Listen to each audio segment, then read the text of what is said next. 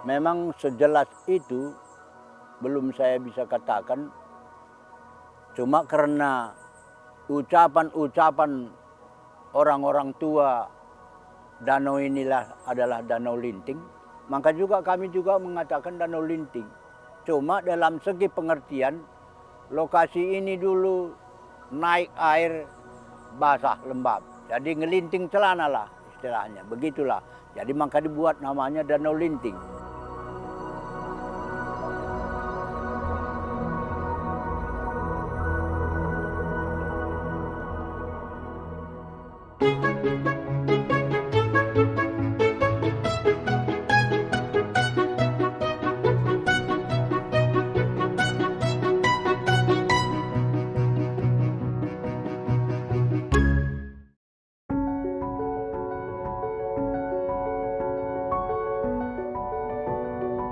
Tenang, damai, sejuk, dan nyaman adalah sajian yang diberikan orkestrasi alam di kawasan wisata Danau Linting. Sebuah danau berwarna hijau toska yang memiliki kandungan air panas. Terletak di Kecamatan Sinembah Tanjung Muda, STM Hulu, Kabupaten Deli Serdang, Sumatera Utara, danau ini memiliki daya tarik tersendiri. Warna danau ini dapat berubah-ubah mulai dari berwarna biru, hijau toska, dan gradasi keduanya. Jaraknya dari kota Medan mencapai 70 km dan dapat ditempuh sekira 1,5 hingga 2 jam perjalanan. Danau eksotis ini menjadi salah satu spot wisata yang ramai dikunjungi wisatawan untuk melepas penat hiruk-pikuk rutinitas kota. Kawasan wisata Danau Linting ini dikelola warga sekitar secara bersama, yakni di bawah satu kelompok sadar wisata. Majua-jua. Saya nama Togo Tarigan, tempat tinggal, alamat desa Duren Pak Belang, Kecamatan Sinembah Tanjung Muda Hulu. Saya adalah wakil ketua kelompok sadar wisata Danau Linting yang berada di wilayah Kecamatan Sinembah Tanjung Muda Hulu, Kabupaten Deli Serdang. Ya, saya memang asli, memang lahiran saya bukan di sini, cuma orang tua lahiran di sini. Kemudian bapak dulu tahun-tahun 55 berangkat ke daerah yang lain, tapi kembali tahun 62. Saya dulu masih kecil, memang jarang bermain-main karena wilayah ini, Danau Linting ini masih seram, hutan tua. Tahun 68 pernah saya diajak orang tua kemari karena kedatangan Bupati Kabupaten Deli Serdang pada waktu itu. Kamilah bermain-main di Danau Linting ini. Ya, kalau lingkungannya masih seram karena rindangan kayu-kayu ini ya seperti mengerikan begitulah. Kalau tahun 2013-14 sampai tahun 2020 kemarin, masyarakat yang ada di Kecamatan STM Hulu ini ya dampaknya naiklah pendapatan karena pada waktu itu orang pun kepingin mengenal Danau Linting, kemudian akses jalan pun masih lumayan. Tapi selama tahun 2020 kemari udah macet karena akses jalan itu sangat-sangat parah kerusakannya. Memang sejelas itu belum saya bisa katakan, cuma karena ucapan-ucapan orang-orang tua danau inilah adalah danau linting, maka juga kami juga mengatakan danau linting. Cuma dalam segi pengertian, lokasi ini dulu naik air basah lembab. Jadi ngelinting celana lah istilahnya, begitulah. Jadi maka dibuat namanya danau linting.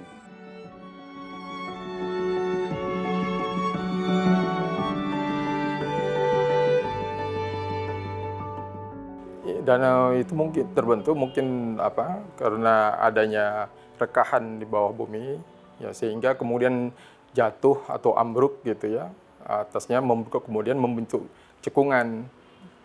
Cekungan ini kemudian kalau ada air hujan mengisi cekungan tadi sehingga terbentuk danau linting itu. Kemudian sehingga ada panasnya disebabkan oleh ada magmatisme di bawah permukaan bumi. Kemudian ada rekan-rekan di bawah permukaan bumi itu panasnya bisa sampai ke atas, karena ada konveksi panas. Sebenarnya kalau ditarik ke menerus secara kita ambil garis, kemudian kita plot satu-satu titik-titik itu, dan di Danau Linting, kemudian Penen sampai ke Tinggi Raja, menunjukkan ada garis lurus di sana. Dan itu dari kajian dari geologinya itu menunjukkan satu pensesaran. Jadi karena adanya mata air yang muncul di permukaan bumi sebagai indikasi adanya patahan di sana atau rekahan.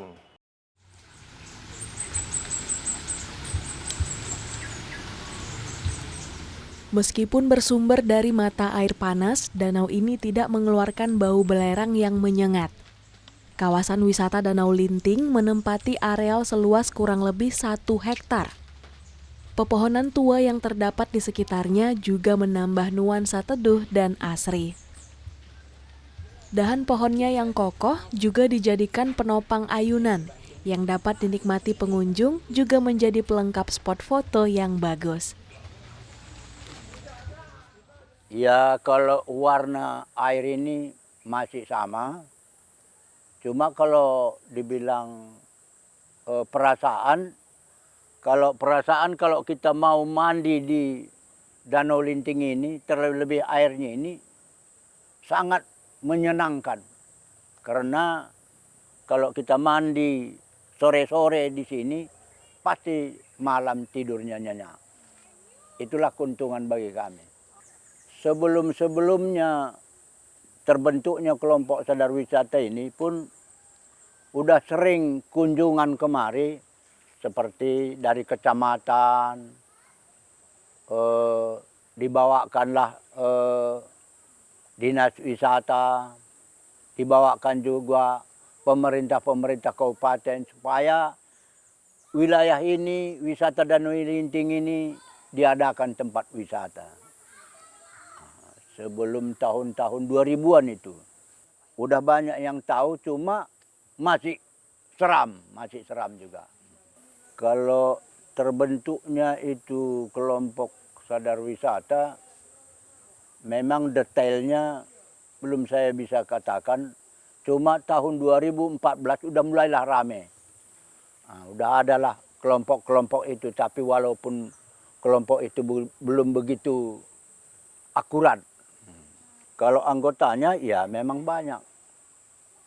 Enggak juga saya terhitung itu, karena ada ketua, wakil ketua, sekretaris, bendahara, wakil sekretaris, wakil bendahara juga ada, sama anggota-anggota. Kalau tugas-tugas kelompok sadar wisata ini karena tentang kebersihan. Bisa dikatakan membangun kelompok sadar wisata itu belum sesuai dengan pendapatan.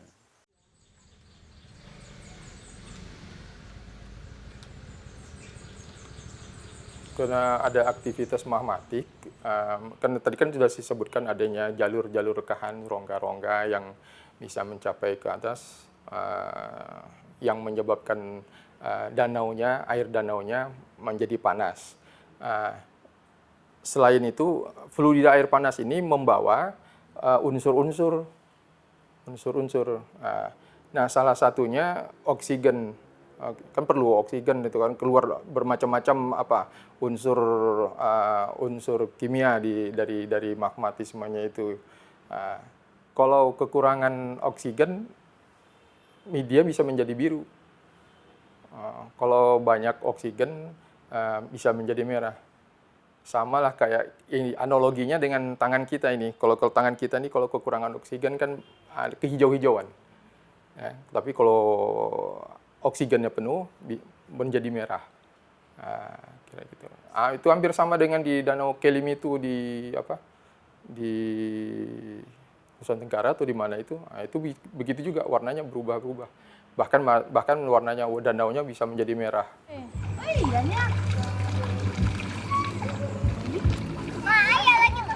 Meski indah dan airnya tidak terlalu panas, para pengunjung disarankan untuk tidak berenang sampai ke tengah. Dalam beberapa tahun terakhir, ada beberapa orang yang menjadi korban jiwa karena berenang di danau ini. Ditambah lagi kedalaman danau ini belum dapat diukur dan menurut penduduk masih menjadi misteri. Sebenarnya mungkin bukan misteri, tapi karena belum menggunakan alat yang katakanlah yang canggih gitu ya. Kalau tadi ada saya sampaikan bahwasanya di Danau Linting itu kena patahan atau sesar namanya. Nah, itu jauh ke bawah permukaan bumi itunya. Dan mungkin danaunya itu bentuk seperti corong gitu ya. Nah, sehingga kedalamannya sih menjadi sangat dalam dan belum terukur dengan alat biasa, harus menggunakan alat yang lebih baik lagi dan canggih gitu. Ya, mungkin dengan seismik atau dengan sonar gitu.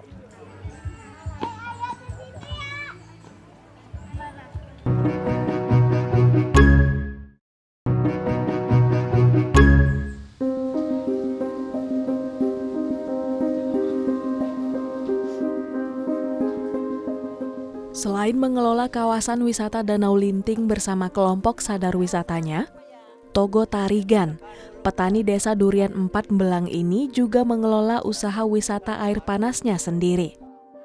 Lokasinya tak jauh dari Danau Linting.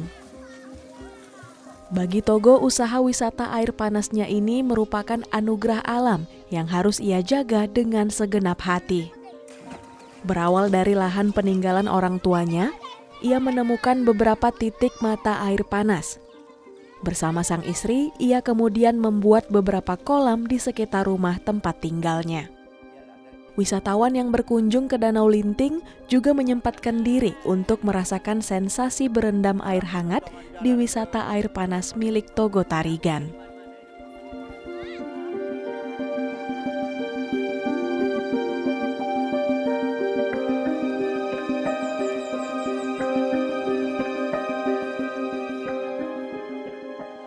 Inilah mata airnya.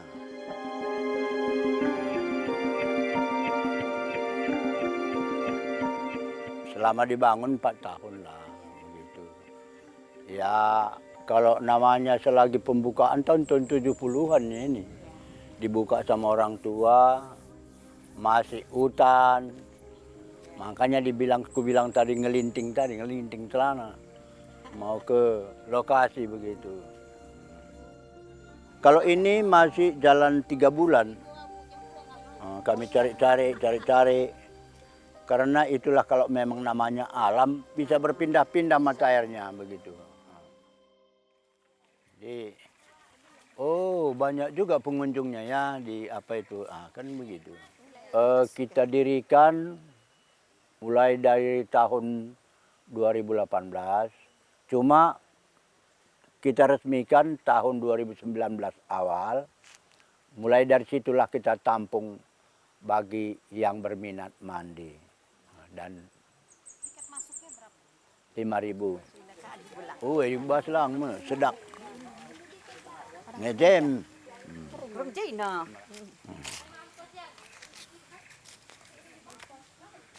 Ya, inilah goanya.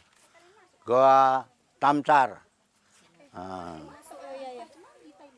Kalau gua itu tahun 70-an orang tua kami membuka lahan itu di situ, berladang. Karena munculanlah kelelawar dari goa itu, dari mulut goa itu, makanya dicarilah kelelawar ini. rupanya dimasukin, rupanya goa. Yang pernah datang dari kampus Unimed,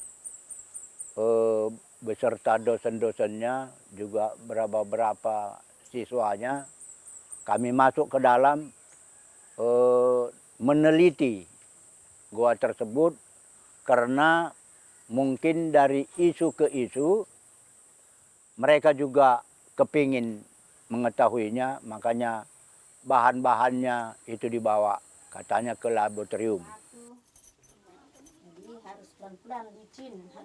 Tidak hanya air panas yang dimiliki sendiri, di lahan milik Togo Tarigan, Tuhan Yang Maha Kuasa juga memberikan satu anugerah alam pada Togo dan keluarganya, yakni keberadaan 2 gua alam yang juga menjadi pelengkap daya tarik wisata air panas. Kedua gua itu diberi nama Gua Tamsar, gua yang juga dinamai Gua Emas dan Perak. Benarkah gua ini memiliki emas dan perak? Pada tahun 2021, para peneliti sejarah dari Universitas Negeri Medan meneliti gua emas dan perak ini, mencari fakta tentang mitos dan kearifan lokal, serta manfaatnya bagi perkembangan wisata dan ekonomi warga sekitar.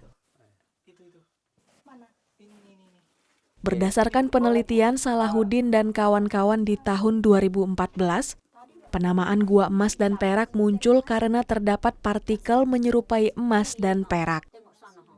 Sampel emas dan perak di gua ini adalah senyawa titanium nitride dan nikel iron oxide, sehingga menyerupai emas dan perak.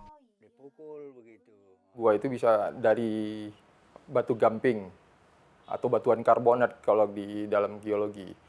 Nah, batuan karbonat itu karena kalau dia bereaksi dengan air hujan itu akan larut. Ya, larut memang walaupun waktunya bukan seumur manusia, cukup lama. Ya. Nah, karena waktu geologi itu sangat panjang. Nah, makanya gua-gua yang ada, gua itu mungkin batu gamping, batuan karbonat, sehingga sedangkan batuan karbonat ini larut dengan air, dengan asam, gitu, kena air hujan. Nah, sehingga muncullah gua-gua.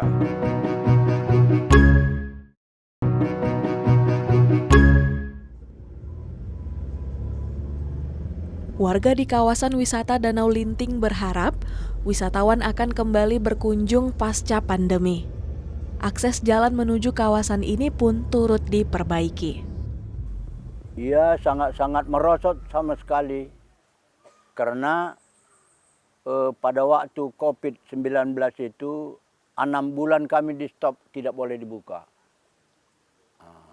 Kemudian karena lockdown itu, jadi mungkin masyarakat pun trauma karena setiap pendatang di stop di jalan. Lalu akses jalan pun sekarang ini udah sangat-sangat parah kerusakannya. Makanya itulah semakin menurunlah perekonomian masyarakat Kecamatan STM Hulu ini. Ya memang kalau perhatian, memang ada sih perhatian pemerintah. Cuma masih separuh-separuh lah kurasa. Kalau namanya pemerintah itu kalau ingin dia mau membangun, pasti cukup indah. Nah, kalau dikembangkan terus dengan kreativitas dari masyarakat dan sehingga orang mau datang ke situ, kemudian prasarana dan sarana harus dilengkapi atau ditingkatkan, kemudian aksesnya menjadi lebih mudah. Kalau enggak sekarang kan hampir 1,5 jam sampai 2 jam sampai ke sana. Kalau orang jangan sampai kita lama di jalan. Sepengetahuan saya ada manfaatnya, terutama untuk kulit. Sulfur itu kan baik untuk kulit. Bagi yang mungkin bisa terapi ke sana, panas dan sulfurnya, belerangnya. Belerang itu bisa untuk kulit kita cukup baik. Ya sebenarnya masih banyak yang ditambahin. Seperti luncuran, tempat-tempat penginapan, masih banyak sebenarnya kekurangan. Cuma yang paling utama sekarang kekurangan itu akses jalan itulah. Kalau akses jalan itu sudah bagus, pasti juga banyak orang pengunjung. Ya namanya kalau kami tinggal di kampung ini, kalau nggak ada pendapatan dari wisata ini, ke ladang lah. Mengharapkan penghasilan dari ladang begitu. Sama Bapak juga begitu? Iya, kita juga begitu. Bapak nanam apa itu? Kita ada tanam padi, ada juga tanam sawit. Saran saya ya berenangnya kan sebenarnya udah ada peringatan di situ ya. Jangan ikuti saja peringatan itu karena kalau di danau yang ada mata air panasnya seperti ini ada unsur-unsur kimia, unsur-unsur yang mungkin bagi tubuh kita tidak bisa menjadi racun. Dan kalau kita berenang di situ di situ pasti ada sulfurnya walaupun kecil gitu kan, itu terhirup oleh kita, mungkin tubuh kita tidak mampu untuk menghirupnya sehingga kita nanti bisa terjadi kecelakaan seperti tenggelam gitu. Jadi saran saya sebaiknya ikuti petunjuk yang ada di situ, itu kan untuk kita juga, bukan untuk keselamatan kita. Kalaupun mau berenang ya di sekitar pinggir-pinggirnya saja yang tidak dalam, yang masih dasarnya masih bisa terlihat dengan baik. Ya kalau harapan kami ya bisa-bisanya pemerintah Kabupaten Deli Serdang membangun, katakanlah dulu tempat penginapan ataupun banyak permainan sebenarnya kalau memang pemerintah ingin membangun.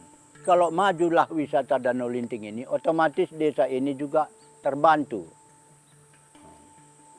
Otomatis perekonomian masyarakat sini meningkat. Ya harapannya agar masyarakat menjaga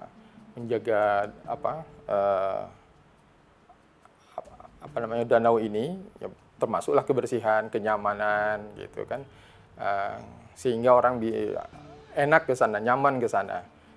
Kemudian kreativitasnya itu ditingkatkan sehingga ataupun dimunculkan di masyarakat dengan bantuan Pemda atau Pemkab ya di sana untuk mengelola objek wisata danau itu. Pemkab harus memfasilitasi dan juga memfasilitasi untuk sarana dan prasarananya.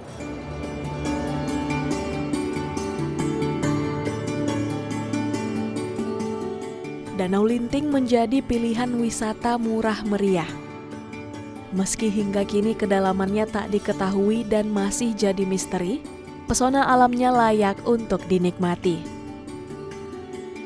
Danau Linting adalah cermin kearifan lokal masyarakatnya.